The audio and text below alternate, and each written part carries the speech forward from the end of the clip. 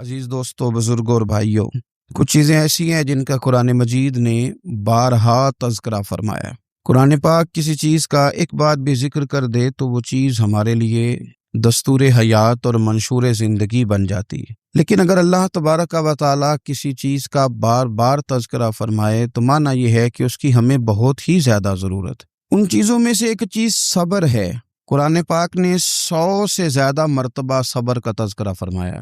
اتنی بڑی بات کو سمجھیے گا کہ 100 سے زیادہ مرتبہ قرآن پاک نے تذکرہ کیا ہے صبر کا، اور مختلف انداز میں۔ کہیں فرمایا کہ وَبَشِّرِ الصَّابِرِينَ، اے محبوب صبر کرنے والوں کو خوشخبری سنا دیجیے۔ کہیں فرمایا اِنَّ اللَّهَ مَعَ الصَّابِرِينَ، بے شک اللہ صبر کرنے والوں کے ساتھ۔ تو مختلف انداز میں، مختلف طریقوں سے اللہ تعالیٰ نے صبر کا تذکرہ فرمایا۔ سوسائٹی کے اندر، معاشرے کے اندر اور مسلمانوں کے اخلاقی رویوں کے اندر اگر صبر کو داخل کر لیا جائے تو ہم محسوس کریں گے کہ ہماری زندگی نہ صرف یہ کہ آسان ہو گئی ہے بلکہ محبتوں والی ہو گئی ہے، چاہتوں والی ہو گئی ہے۔ ہمارے رشتے ایک دوسرے سے ٹوٹ نہیں رہے بلکہ بننا شروع ہو گئے۔ تھوڑا سا صبر بہت ساری چیزوں کو ٹوٹنے سے بچا لیتا ہے۔ قرآن مجید کی جو آیت کریمہ میں نے تلاوت کی، یہ سورہ آل عمران کی آخری آیت ہے۔ اللہ تعالیٰ نے فرمایا یا ایھا الذین آمنوا اصبروا وصابروا، اے ایمان والو صبر کرو، صابر بنو۔ اے ایمان والو صبر کرو اور صابر بنو۔ کیا مطلب؟ پہلے صبر کا مطلب یہ ہے کہ اگر تمہیں کوئی ذاتی تکلیف پہنچے تو اس پر صبر کرو۔ وصابروا، اس کا معنی یہ ہے کہ اگر دشمن کے مقابلے میں کسی اور کی طرف سے کوئی تکلیف آئے تو اس پر بھی صبر کرو۔ پھر فرمایا ورابطوا، اور ہمیشہ کمر بستہ رہو، اسلامی سرحدوں کے پہرے دار رہو۔ واتقوا اللہ، اللہ سے ڈرتے رہو۔ لعلکم تفلحون، اس امید پر کہ اللہ تمہیں کامیابی عطا فرما دے، تم فلاح پا جاؤ۔ یا ایھا الذین آمنوا اصبروا وصابروا، اے ایمان والو صبر کرو اور صابر بنو۔ صبر کرو، صابر رہو، یعنی جو ذاتی تکلیف آئے اس پر بھی صبر کرو، اور مصابرہ کا معنی سامنے سے آنے والی تکلیف۔ اگر بیماری آ گئی، کوئی پریشانی آ گئی، کہیں کوئی اپنا دنیا سے چلا گیا تو یہ ذاتی تکلیف ہے، اس پر بھی صبر کرنا۔ اور اگر اپنوں نے، بیگانوں نے کوئی تکلیف پہنچا دی، کوئی اذیت دے دی، وہ اذیت کئی صورتوں میں ہو سکتی ہے۔ تانا بھی ایک اذیت ہے، طنز بھی ایک اذیت ہے، کسی شخص کا کسی شخص کے بارے میں غلط کلمہ کہنا بھی ایک اذیت ہے، اور مقابلے میں کھڑے ہو جانا، لڑائی کرنا، یہ بھی ایک اذیت ہے۔ اس پر بھی صبر کرو۔ ورابطوا، اور اس طرح کرو کہ کمر بستہ رہو، جد و جہد کرتے رہو۔ واتقوا اللہ، اللہ سے ڈرو۔ لعلکم تفلحون، تاکہ تم کامیاب ہو جاؤ۔ صبر جب آپ کرتے ہیں نا، اور صبر کا ارادہ کرتے ہیں، تو اللہ تعالیٰ صبر کی توفیق بھی عطا فرماتا ہے۔ ہم نے یہ دیکھا ہے کہ ہمارے پاس نعمتوں کی کمی نہیں، ہمارے فریزر خوراک سے بھرے ہوئے ہیں، ہمارے دسترخوانوں پہ انواع و اقسام کی چیزیں چنی ہوئی ہیں، ہماری الماریوں میں کئی ہمارے لباس تیار شدہ لٹکے ہوئے ہیں، ہماری جیبوں میں ہماری ضرورت کا سرمایہ اللہ نے ہمیں دے دیا ہے۔ لیکن اس کے باوجود جو لوگ ایک دوسرے سے پیار نہیں کر پا رہے، جو ایک دوسرے کے قریب نہیں جا پا رہے، تو اس کی وجہ یہ ہے کہ صبر نہیں رہا، حوصلہ نہیں رہا، کسی چیز کو برداشت کرنا ہمارے مزاج کا حصہ ہی نہیں رہا۔ اور پھر چونکہ امت مسلمہ نے انقلاب برپا کرنا تھا، دنیا کو پیغام حق دینا تھا، اگر ان کے اندر حوصلہ ہی نہیں ہوگا، اگر انہیں صبر ہی نہیں کرنا آئے گا، استقامت ہی نہیں ہوگی، کہیں رکنا ہی نہیں آئے گا، تو یہ میدانوں کو سر کیسے کریں گے؟ کامیابیاں کیسے ان کا مقدر بنے گی؟ رمضان المبارک میں بھی ماحول یہ ہو کہ افطاری سے 1 گھنٹہ پہلے نظر پوری ٹک جائے گھڑی پہ، اور تھوڑا سا بھی صبر مشکل ہو۔ اور رمضان المبارک میں سحری کے وقت میں اگر دہی والی دکان پہ بھی جھگڑا ہی ہو رہا ہو، اور شام کو سامان خریدنے میں بھی اگر بحث ہی ہو رہی ہو، تکرار ہو، جھگڑا ہو، تو پھر سیکھا کیا؟ پھر وہ جو ہمیں تربیت دی جا رہی تھی کہ ہم نے صبر کرنا ہے، تو پھر ہم نے اس میں حاصل کیا کیا؟ حدیث پاک سنیں گے، آپ کی طبیعت بڑی ٹھنڈی ہوگی۔ میرے نبی پاک صلی اللہ تعالی علیہ وسلم نے ارشاد فرماتے ہیں کہ جو بندہ سوال سے بچنا چاہے گا، ارادہ کرے گا اللہ میں نے کسی سے نہیں مانگنا، فرمایا جو سوال سے بچنا چاہے گا رب اسے سوال سے بچا لے گا، اور جو لوگوں سے بے نیاز ہونا چاہے گا، کہے گا یا اللہ مجھے دنیا داروں کا محتاج نہ بنا، اپنی بارگاہ سے عطا فرما۔ جو لوگوں سے بے نیاز ہونا چاہے گا اللہ لوگوں سے بے نیاز کر دے گا، اور فرمایا جو صبر کا ارادہ کرے گا اللہ اسے صبر کی توفیق بھی عطا فرما دے۔ ارادہ تو کرے، پروگرام تو بنائے، توفیق تو اللہ دے گا۔ جو صبر کا ارادہ کرے گا اللہ صبر کی توفیق بھی عطا کر دے گا۔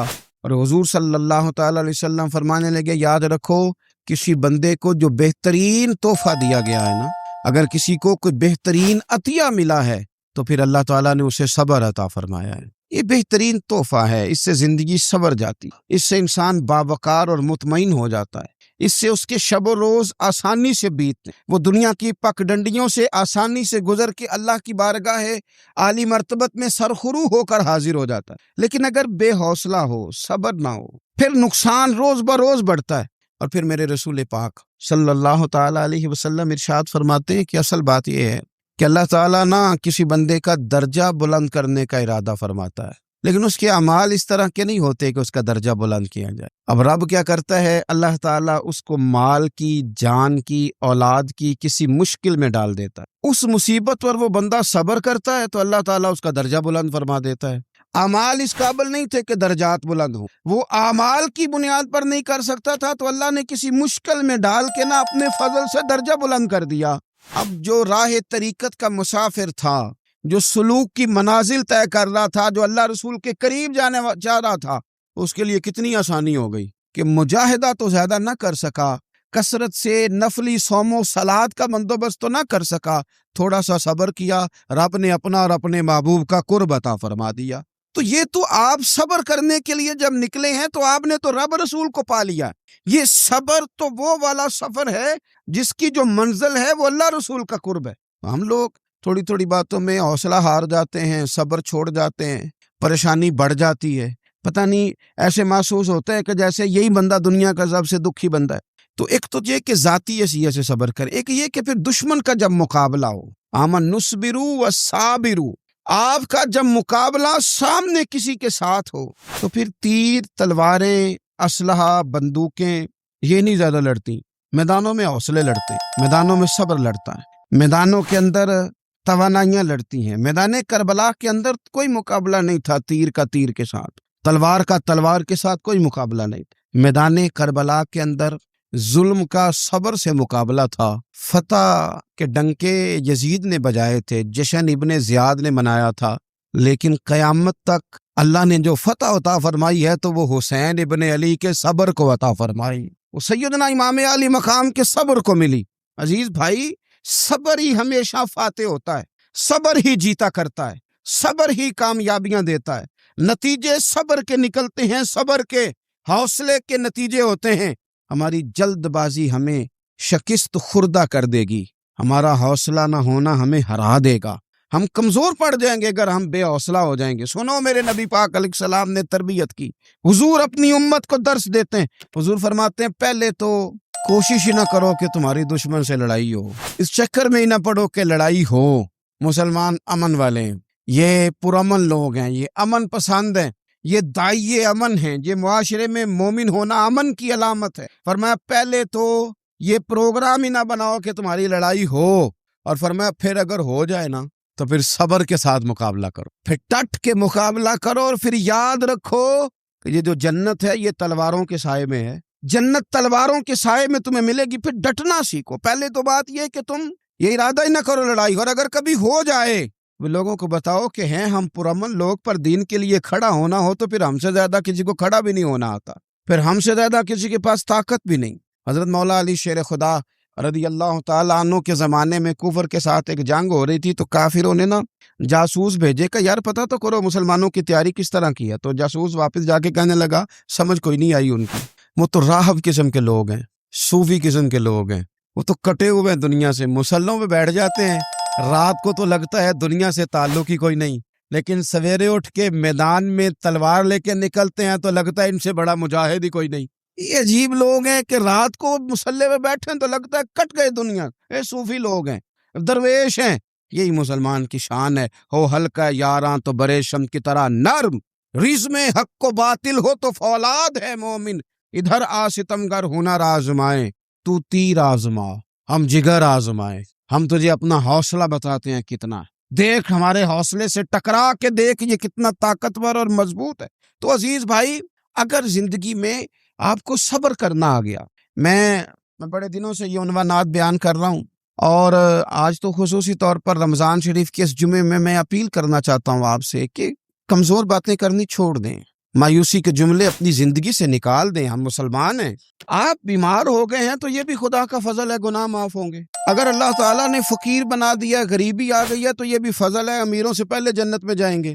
اگر اللہ تبارک و تعالیٰ نے کسی جگہ آپ کو مکان نہیں دیا اور دوسرے کو دے دیا ہے, تو آپ وہ لوگ ہیں جو عظیم سنت ادا کر رہے ہیں سیدنا بلال حبشی کی. اگر کسی جگہ کوئی کمزوری آ گئی ہے, کوئی پیچھے رہ گئے ہیں, تو یہ خدا کا فضل ہے.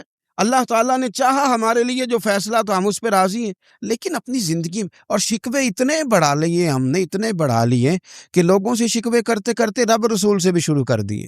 غلام بھی کبھی شکوہ کرتا ہے, آقا کا بھی شکوہ ہوتا ہے, بندہ بھی کبھی شکوہ کرتا ہے, رب کا بھی شکوہ ہوتا ہے, یہ بھی کبھی ہوتا ہے. آپ نہ مانے پر یہ شکوہ ہے کہ میں بڑے ڈاکٹروں کے پاس گیا ہوں, آرام نہیں آیا. نہ مانے پر یہ شکوہ ہے میں نے کبھی کسی کو ستایا تو نہیں, پر میرے حالات نہیں ٹھیک ہوتے. آپ نہ مانے پر یہ شکوہ ہے کہ فلانے کے پاس دولت زیادہ ہے, اس نے پتہ نہیں وہ آگے نکل گیا اور میں پیچھے رہ گیا. نہ مانے پر یہ شکوہ ہے. کس سے کر رہے ہو؟ رب رسول سے. او آس بولے تے دی مہربانی اساں تے لاڈ ہی لڑاونے نے. کس سے شکوہ کر رہے ہو؟ خدا کے بندو, غلام غلامی کرتے ہیں, شکوے کرتے ہیں کوئی. حضرت ام سلمہ رضی اللہ تعالیٰ عنہ, شوہر کا نام ہے ابو سلمہ, بیٹے کا نام ہے سلمہ. کہتی ہیں میں, میرا شوہر, میرا بیٹا, تینوں, چھوٹا بیٹا میرا, ہم نکلے مکہ مکرمہ سے مدینہ طیبہ جانے کے لیے. ایک کی بیٹا ہے, خاندان جمع ہے, شوہر کی گود میں بیٹا, اونٹ کے پیچھے میں. فرماتی ہیں مدینے کی سرحد آ گئی تو میرے میکے والے آ گئے, کہنے لگے ابو سلمہ نہیں لے جانے دیں گے مدینے اپنی بیٹی کو. میں نے کہا میں مسلمان ہوں, میں تو اپنے شوہر کے ساتھ مدینے جاؤں گی. انہوں نے کہا نہیں جا سکتے, تو نے جانا ہے تو جا, ہماری بیٹی نہیں جائے گی. زبردستی مجھ سے انہوں نے مجھے میرے شوہر سے الگ کیا. کہتی ہیں پھر میرے شوہر کے قبیلے والے آ گئے, وہ کہنے لگے اگر تم اپنی بیٹی کو نہیں نہ جانے دیتے تو یہ جو ہمارا پوتا ہے یہ ہماری نسل ہے, تمہارا نہیں, اسے ہم نہیں جانے دیں گے. وہ بچہ اپنی طرف کھینچتے تھے, میں اپنی طرف کھینچتی تھی. مدینے کی سرحد پہ یہ جھگڑا زمین کے لیے نہیں ہو رہا, مکان کے لیے نہیں ہو رہا, حضور کے مدینے جانے کے لیے ہو رہا, حضور کے مدینے جانے کے لیے ہو رہا, مدینے جانے کے لیے ہو رہا. لنگ کئی مہینے تے برس گئے تے تیری دید نو دیدے ہی ترس گئے. انہوں نے بچہ کھینچا, میں نے اپنی طرف کھینچا, میرے بچے کا بازو اتر گیا. فرماتی ہیں میرے شوہر مدینے چلے گئے, بیٹا میرا میرے سسرال والے لے گئے, مجھے میکے والے لے گئے. آج بھی کچھ سیانے بندے کہتے ہیں اس کو نکال دو اور بچے چھین لو. ان کا بھی خیال تھا کہ بیٹا لے جائیں گے نا تو ابو سلمہ بھی مدینے سے واپس آ جائے گا, یہ بھی واپس آ جائے گی. او یار, اتنا بڑا بھی ظالم کوئی نہیں ہوگا جو ماں باپ سے بچے جدا کرے. فرماتی ہیں کہ وہ لے گئے چھین کے, میں میکے چلی گئی. لوگ روٹی کھاتے تھے, میرے حلق سے نہیں گزرتی تھی. زمانہ سویا کرتا تھا, میں سو نہیں پاتی. بیٹا کہاں, شوہر کہاں, میں کہاں. ام سلمہ کتنی دیر تکلیف کاٹی. جناب ام سلمہ کہنے لگی لوگوں 1-2 دن نہیں, پورا سال بیت گیا, پورا سال. پر جے سونا ہی میرے دکھ وچ راز, جے سونا ہی مارو مارو مینو مار مکاؤ, میں کوئی عذر نہ پیش لے آواں, او جے سونا ہی میرے دکھ وچ راضی, پھر سکھ نو چلے ڈاواں. فرمایا سال بیت گیا, لوگ صبح اٹھ کے کام کاج پہ لگ جاتے, کپڑے بدلتے, ڈیوٹیاں کرتے, اور میں سویرے اٹھ کے اس جگہ آ جاتی جہاں میرا شوہر اور میرا بیٹا بچھڑا تھا. میں سارا دن روتی, آہوزاری کرتی, حضور کے مدینے کی طرف منہ کر کے میں تڑپتی. سال بیت گیا, سال, ایک ہفتہ نہیں نکلتا بچوں کے بغیر. بڑے بڑے سیانے لوگ پردیس جاتے ہیں تو بچوں کی فوٹو دیکھ دیکھ کے روتے ہیں, لیکن کہتی ہے ماں تھی, بیٹا بچھڑا اور پھر بیٹا بیمار ہو اور ماں سے جدا ہو, کتنی تکلیف کا منظر ہے. آپ فرماتی ہیں کہ 1 سال بیت گیا اور میں نے کسی کی منت نہیں کی, میں نے کوئی شکوہ نہیں کیا, اس لیے کہ جس حال میں رب و رسول رکھے. یہ حوصلہ, یہ صبر, یہ توانائی. 1 سال کے بعد میرے چچا کا بیٹا میرے پاس سے گزرا, تڑپتے دیکھ کر کہنے لگا میری بہن تو سارا دن روتی رہتی ہے. تو میں نے کہا بھائی تمہیں کیا بتاؤں, اس کا شوہر چلا جائے, بیٹا جدا ہو جائے, وہ کیا کرے گی. فرماتے اس نے جا کے میرے باپ سے, اپنے والد سے, میرے خاندان والوں سے کہا اس کی سزا کب ختم ہوگی. اس غریبنی کا قصور یہ ہے کہ یہ مدینے والے کا کلمہ پڑھتی ہے, اس کی غلطی یہ ہے کہ یہ مسلمان ہو گئی, یہ دین حق قبول کر لیا ہے, کیوں نہیں تم خیال کرتے. کہتے ان کے دل نرم ہوئے, وہ رضامند ہوئے مجھے مدینے جانے. پھر اس نے کوشش کی میرے سسرال پیغام بھیجے, کب بس کرو, اور بچہ تو چڑیا کا جدا ہو جائے تو وہ تڑپا کرتی ہے, اور تم نے ایک جیتی جاگتی ماں کا بیٹا جدا کیا ہے. وہ بھی نرم ہوئے, رب نے اسباب بنائے, میرا بیٹا مجھے ملا. کہنے لگے تو رہ جا. میں نے کہا نہیں, تم مسلمان نہیں ہو, تمہیں پتہ نہیں نا, میں یہاں نہیں رہ سکتی, مجھے مدینے ہی جانا ہے. اکیلی اتنا سفر, جنگلوں کا رستہ, پہاڑی رستہ طے کر لو گی؟ میں نے کہا میں کر لوں گی. جنوں ویک کے ٹھر دیاں اکھیاں نے تے جنوں ویک کے ٹھر دا سینہ ہے. ربا تیری ساری خدائی چ ایک ہی تے شہر مدینہ ہے. کہتی میں اونٹ پہ بیٹھی, بیٹا میں نے گود میں بٹھا لیا, میں سفر کرنے لگی, پر دل میں کھٹکا تھا کہ اتنا لمبا سفر, بیٹا چھوٹا ہے, کیسے کروں گی؟ کہتے مجھے عثمان بن طلحہ مل گئے. کہنے لگے کہاں جا رہی ہو بہن؟ میں نے کہا مدینے. کہنے لگے اکیلے جاؤ گی؟ میں نے کہا جانا تو ہے نا, کوئی ساتھ چلے نہ چلے پر شہر رسول تو جانا ہے نا. آپ فرماتی ہیں میں نے عثمان بن طلحہ سے نیک بندہ کوئی نہیں دیکھا, میرے اونٹ کی لگام تھام لی. جب مجھے اونٹ پہ بٹھاتے تھے نا, اونٹ بٹھا کے چلے جاتے تھے, میں بیٹھ جاتی تھی تو آ کے لگام تھامتے تھے. جب کہیں مجھے اتارتے تھے تو اونٹ بٹھا کے چلے جاتی تھے, میں اتر جاتی تھی تو اونٹ کو باندھتے تھے. سونا ہوتا تھا تو اونٹ بٹھا دیتے, میں اتر جاتی, وہ دور جا کے لیٹ جاتے. فرماتی تھی پھر میرے لیے میرے رب نے اسباب پیدا کیے اور میں مدینہ پہنچی, میں شوہر سے ملی, اور لوگوں میرے نصیب دیکھو, میں رہنے کہاں لگی؟ حضور کے مدینے میں, شہر رسول میں, شہر اے پائے نظر ہوش میں آ, یہ کوہ نبی ہے. میں حضور کے حرم کی زمین اور قدم رکھ کے چلنا, ارے سر کا موقع ہے او جانے والے, مدینے کے خطے خدا تجھ کو رکھے, غریبوں فقیروں کے ٹھہرانے والے. کہتی ہے میں وہاں بسنے لگی. آپ فرماتی ہے مسلمانوں, شاید مجھ سے زیادہ تکلیف کسی نے نہ سہی ہو, پر دیکھو 1 سال پورا میں تکلیف میں رہی, اور جب میرا صبر سال کو پہنچا, صبر کی عمر 1 سال ہوئی, تو پھر رب نے بندوبست کیا. پھر میرے گھر والے بھی نرم ہو گئے, سسرال والے بھی نرم ہو گئے, رب نے میرے آنے جانے کے لیے ایک بندے کا بندوبست بھی فرما دیا. پھر میرا شوہر تک بھی میں پہنچ گئی, مجھے مدینہ الرسول بھی نصیب ہوا. 1 سال میں نے صبر کیا تھا, رب نے مجھے مستقل مدینے کا ٹھکانہ عطا فرما دیا. لیکن جو بندہ صبر ہی نہ کر پائے, جو صبر ہی نہ, جو کہ جی بڑی دور سے آیا ہوں, بڑی دیر ہو گئی, بڑا ٹائم ہو گیا, کب جا کے مسئلہ حل ہوگا؟ وہ جو آپ نے بتایا تھا وہ تعویذ کب اثر کرے گا, وہ دعا کب قبول ہوگی, وہ فلانا معاملہ کب؟ بھئی یہ ڈیٹ تو آپ کو رب رسول ہی دے سکتے. بندہ تو کوئی اطلاع ہی دے گا, پیغام ہی دے گا, دعا ہی کرے گا. اگر زندگی میں حوصلہ ہی نہیں ہوگا, اگر آپ کو یہ قرار ہی نہیں آئے گا, ٹھہرنا ہی نہیں آئے گا کسی میدان میں. دیکھیں کچھ ایسی اذیتیں ہوتی ہیں جو اذیت ناک ہوتی ہیں, لیکن اگر غلامی میں آ جائے نا آپ, تو وہ اذیت ناک نہیں ہوتی, اس چبن میں مزہ آنے لگتا ہے. کئی درد بھی مزیدار ہوتے ہیں, کئی درد بھی, کبھی زخم ٹھیک ہونے پہ آ جائے نا تو اسے چھیڑو تو مزہ آتا ہے, اس لیے کہ کچھ درد بھی مزیدار ہوتے ہیں. آتش سے کسی نے کہا تو روتا بڑا ہے, اس نے کہا محبوب کی یاد میں تڑپتا ہوں, ابھی تو ایک دل ہے, میرے تو خواہش تھی کبھی 2 ہوتے نا تو صحیح کر کے تڑپتا. رب نے دل ایک بنایا, کہتا وہ مزہ دیا ہے تڑپنے کہ میری آرزو ہے یا رب, میرے دونوں پہلوؤں میں دل بے قرار ہوتا.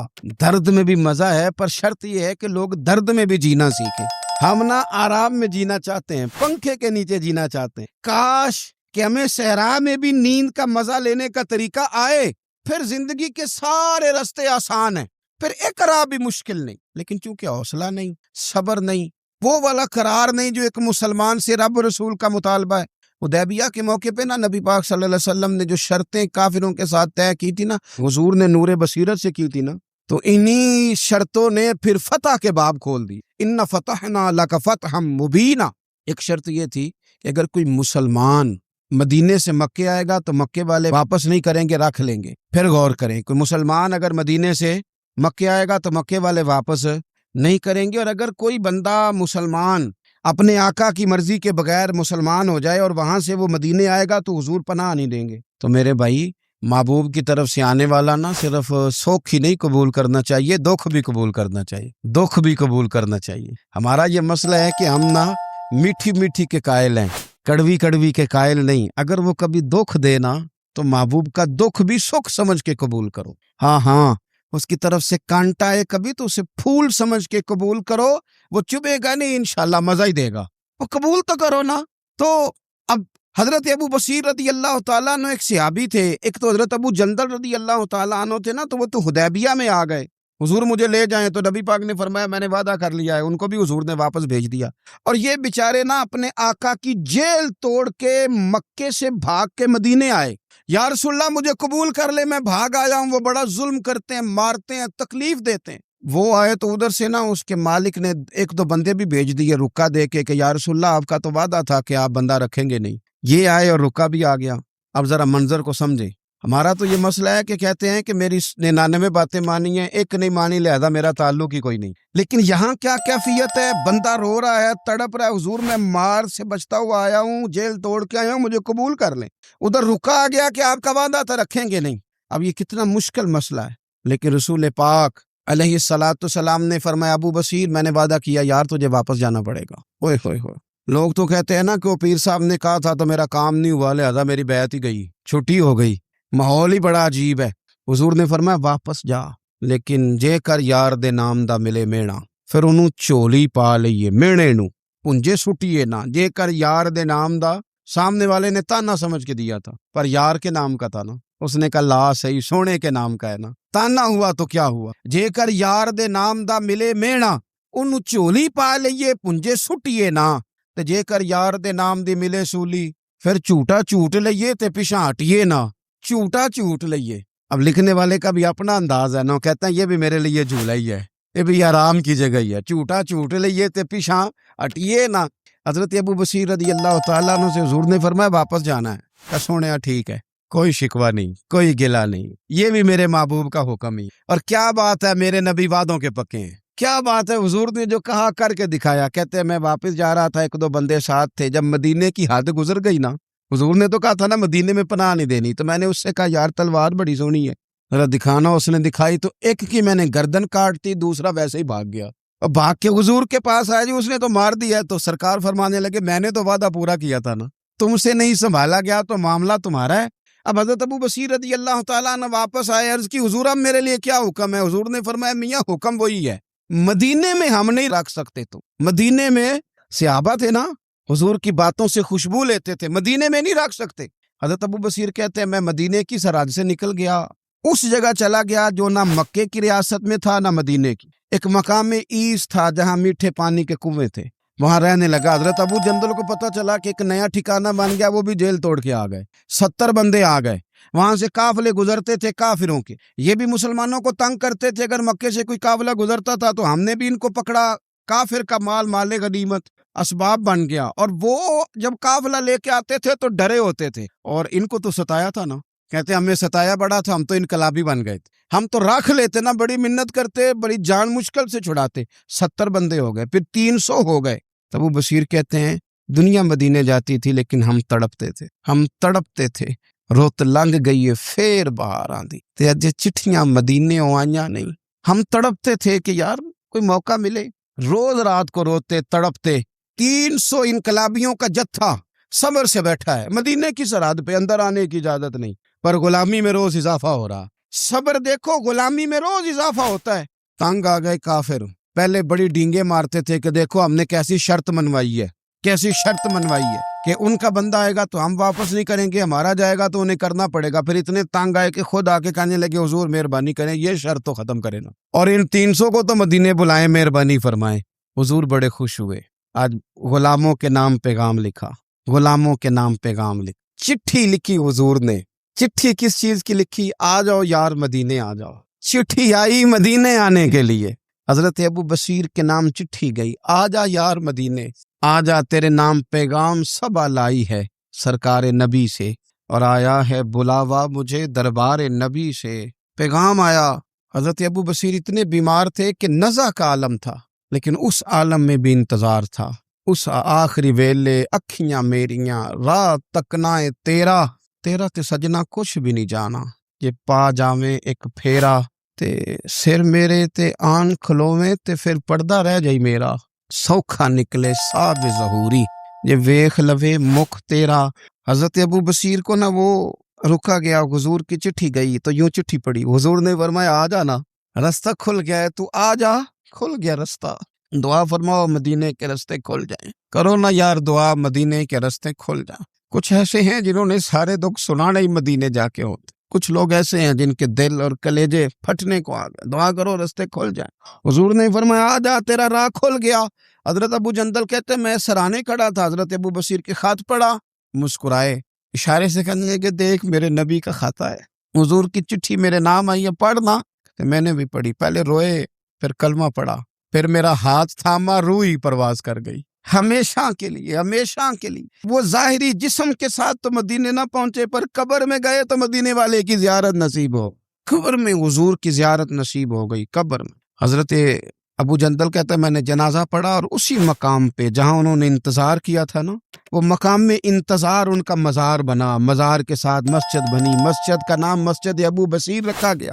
انہوں نے اس انتظار میں جان دے دی، پر صبر کیا، شکوہ نہیں کیا۔ یارو اتنی شکایتیں، اتنے شکوے۔ ایک بات میرا اور کرنے کو دل کر رہا ہے۔ ایک صحابی تھے حضرت عاصم بن ثابت رضی اللہ تعالیٰ عنہ، جنگ احد میں نا حضور کے ہاتھ پہ موت کی بیعت کی، جنگ احد میں بیعت کی، سونیا تیرے نام پہ مرنا، ڈٹ کے لڑے۔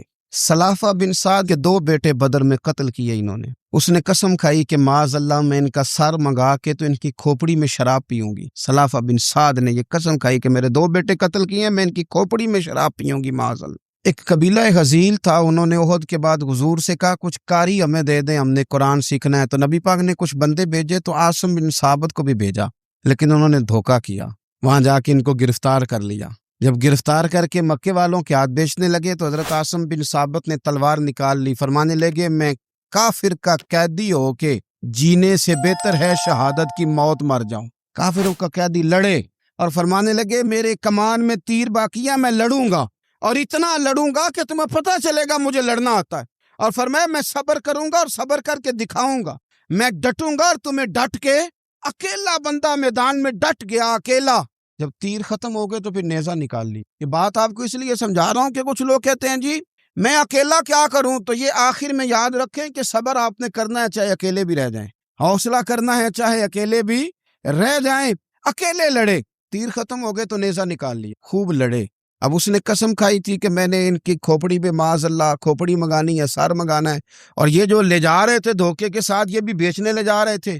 تو جب تھک گئے نا اور چاروں جانب سے جسم میں تیر پہ وسط ہو گئے تو دعا مانگی، اکیلا بندہ اور صبر کا مقام، دعا مانگی، کہا اے اللہ میں نے آخری دم تک تیرے دین کی حفاظت کی ہے، اب تو میرے جسم کی حفاظت کرنا، ان کے ہتھے نہ چڑھ جائے میرا جسم۔ حضرت عاصم بن ثابت رضی اللہ تعالیٰ عنہ شہید ہو گئے۔ کافر قریب گئے جسم پکڑنے کے لیے، گرفتار کرنے کے لیے، سر کاٹنے کے لیے، تو شہد کی مکھیاں آ گئی، پورے جسم پہ قبضہ کر لی۔ قریب جاتے تو مکھیاں لڑتی، کہنے لگے پیچھے ہٹ جاؤ، شام ہوگی نا توڑ جائیں گی، پھر ہم سر کاٹ لیں گے۔ شام تک چاروں جانے بیٹھے رہے، نہ کوئی ہوا آئی، نہ کوئی بادل برسا، نہ کوئی طوفان آیا۔ شام کو انہوں نے اٹھانا تھا، ایک ریلا آیا پانی کا، اور جناب عاصم بن ثابت کی لاش مبارک کو بہا کے لے گیا۔ میرے رب نے اس میدان میں بھی یہ بتلایا کہ جو صبر کرے نا رب اس کے جسم کی بھی حفاظت فرمایا کرتا ہے، کہ جسموں تک کی آخری دم تک اللہ کی مدد ان کے سامنے حال رہتے۔ ربنا افرغ علینا صبرا وثبت اقدامنا فانصرنا علی القوم الکافرین۔ آخر دعوایا ان الحمد للہ رب العالمین۔